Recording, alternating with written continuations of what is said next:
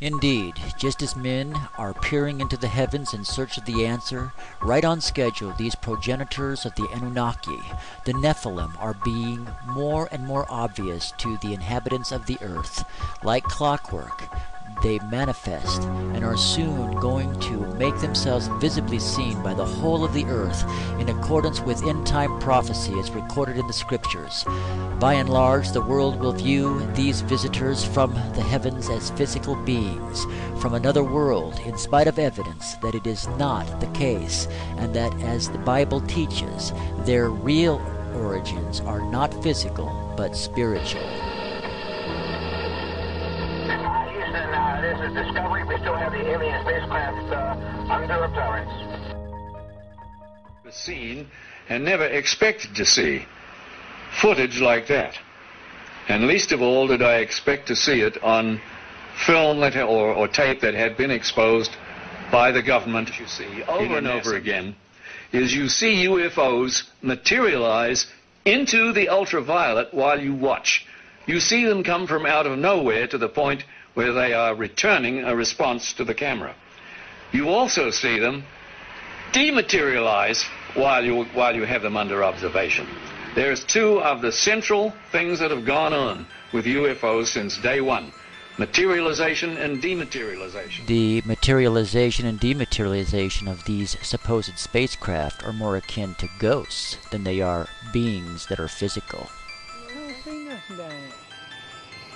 Can't be the motorcycles, honey. There's another sparkle. You see what I'm saying?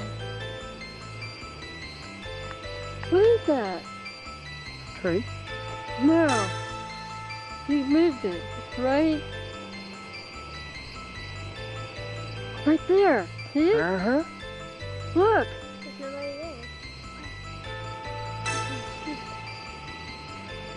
Look. Isn't it those people? Can't be. There's Not up in a tree. Dr. Alan Hynek believes that we may be dealing with beings from another dimension, as he explains. One of the most intriguing aspects of UFO sightings is their apparent isolation in space and time. Sightings are usually made in one place at a time and last for short periods, sometimes appearing out of nowhere and vanishing into nowhere. This is much more suggestive of a parallel reality than, let's say, visits from some faraway planet, in which case we might expect them to stick around for a while.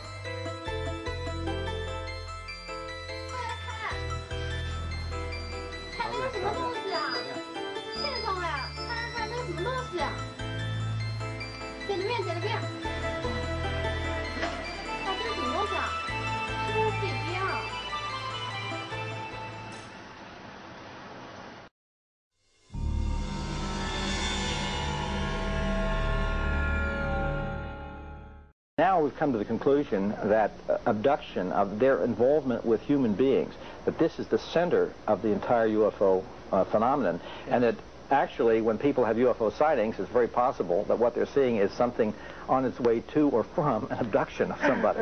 They're not just flying around up there, they are interested very profoundly in human beings. Like with a ball, no hair, no eyebrows, no eyelashes, and no earlobes, no ear. You know, we could say very large eyes. I've had, since I wrote Communion, over 55,000 letters from people around the world who've had this similar things that think they have happened to them, and we still get about 200 a week. Remember, my mother was taken in a Jeep, and that I was there with a UFO. There was a beam of light that came down, and I was beamed onto the ship. In almost every abduction account by aliens, the abductees report enduring physical examinations where both sperm as well as female eggs are taken. Apparently, these beings appear to be profoundly interested in human reproduction. Some abductees even report they saw part human, part alien fetuses in large test tubes or incubator-like devices. If these reports are genuine, or even a small portion of these reports are genuine, it would appear these beings are experimenting with hybridization between themselves and our race. taken, O was taken. I mean, there's a variety of experiments or examinations that take place during the course of an abduction.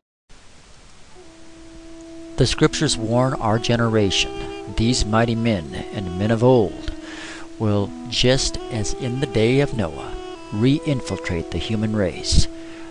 These demonic beings will convince those who are spiritually blinded to the truth that they were our creators. They will use the ancient Sumerian seals as the historical record, the same record, by the way, they themselves left here the last time they physically appeared on our planet. Despite the claims of evolution, there is little in the way of genuine evidence to support its claims. The missing link is still missing. However, when these evil spiritual beings emerge, the world will believe. It will all make sense to the fallen human mind. These beings that men believe came from Nibiru, Planet X, are the link between us and the large ape. Indeed, even though it is mere conjecture on the part of evolution, they will claim human chromosome 2 is remnant proof of past genetic manipulation, since it appears to be a fusion of two smaller large ape genes. Therefore, fallen unrepentant men will accept this coming lie and great worldwide deception. They will embrace these beings as our makers, believing them to be the missing link. After all, the account these evil beings left at Sumer state they combined their genetics with a creature already indigenous to the earth to form man. So it must be true. The problem of evolution is solved. They made us. And yet, these men will never stop to ask first, how did the indigenous creature they manipulated come into being to be here before they arrived? And again, they will also fail to consider the question, if they created us, then who created them? These beings are here now. They have always been here, but they are in need of a body to possess, in a final attempt to corrupt the human genome in the hope they can somehow avoid final judgment.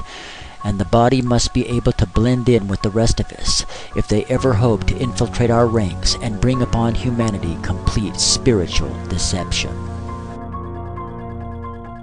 When they appear, they will present themselves as our friends, allies, and rescuers, here to save us from ourselves, to keep us from utterly destroying one another, and to act as warners, allies about another alien race on its way to conquer our planet.